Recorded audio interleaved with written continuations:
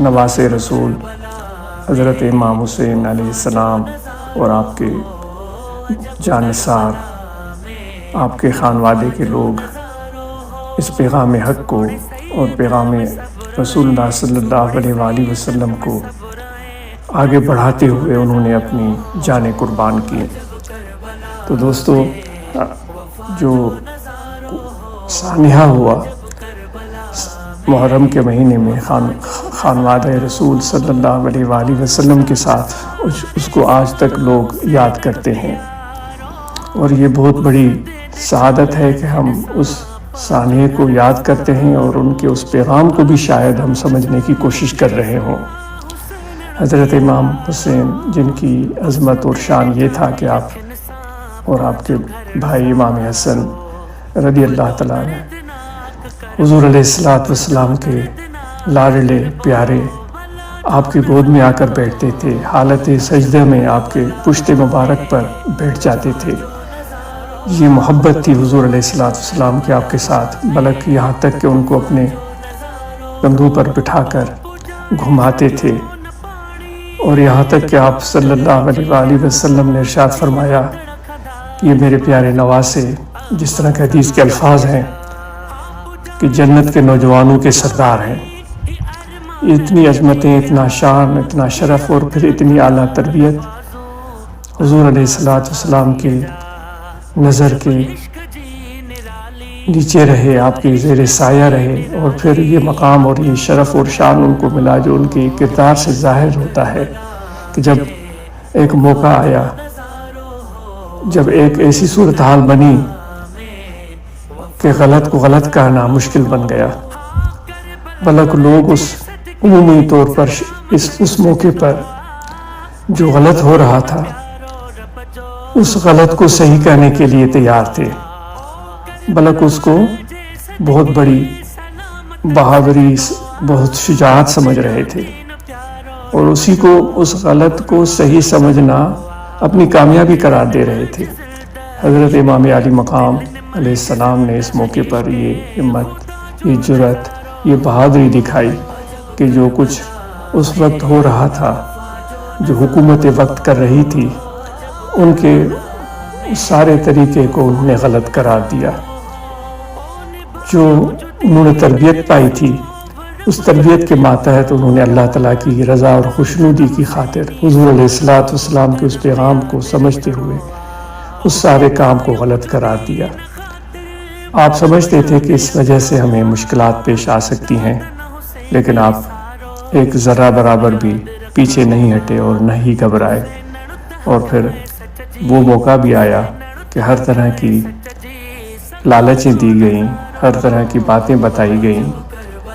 لیکن آپ امام علی مقام اپنی بات پر قائم رہے، اور اس بات کی وجہ سے، اس استقامت کی وجہ سے، اس غلط کو غلط کہنا،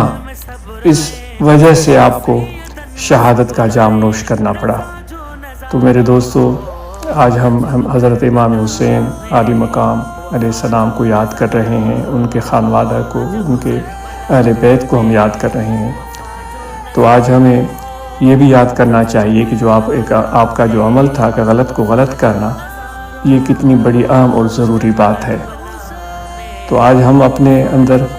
کیا یہ جوہر پاتے ہیں، یہ ہمت پاتے ہیں کہ غلط کو غلط کہہ سکیں؟ ایسا تو نہیں ہے کہ ہم اپنے مفاد کے پیش نظر فیصلے کرتے ہوں۔ اگر ہمارا مفاد غلط کو صحیح کہنے میں ہے تو ہم غلط کو صحیح کہنے کے لیے تیار ہو جائیں۔ یہی وجہ بن سکتی ہے ہماری ناکامی، نامرادی اور ذلت اور رسوائی کی۔ دیکھیں، جو لوگ اس وقت غلط تھے، لوگ ان کو صحیح کہہ رہے تھے کہ یہ آپ تو صحیح ہیں، لیکن آج آپ لوگ جانتے ہیں کہ ان لوگوں کا کوئی نام لینا بھی پسند نہیں کرتا، اچھے الفاظ سے ان کو یاد نہیں کیا جاتا۔ لیکن حضرت امام علی مقام، جنہوں نے یہ جرأت دکھائی کہ صحیح کو صحیح کہا، غلط کو غلط کہا، اور اس وجہ سے آپ کی جان چلی گئی، آپ نے جام شہادت نوش کیا،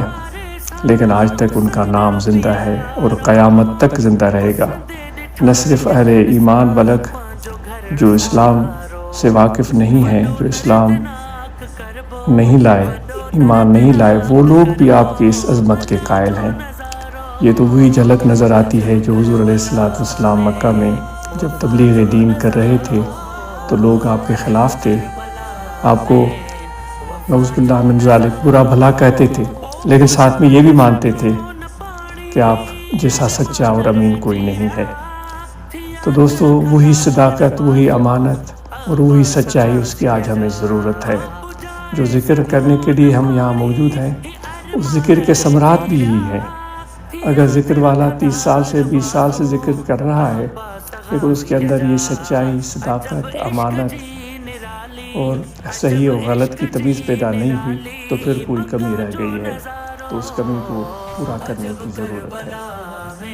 تو امید ہے کہ ہم اور آپ اس موقع پر یہ امام عالی مقام رضی اللہ تعالیٰ عنہ نے جو پیغام دیا اس کو سمجھنے کی ہم کوشش کریں گے۔ صدقے سلامت سجدو ملو دین پیارو رب جو قرآن کلمو او کربل ور جے صدقے سلامت سجدو ملو دین پیارو رب جو قرآن کلمو دلن ملج زندہ عشق، دلن ملج زندہ عشق خدا جو نظارو ہو، عجب کربلا میں وفا جو نظارو ہو۔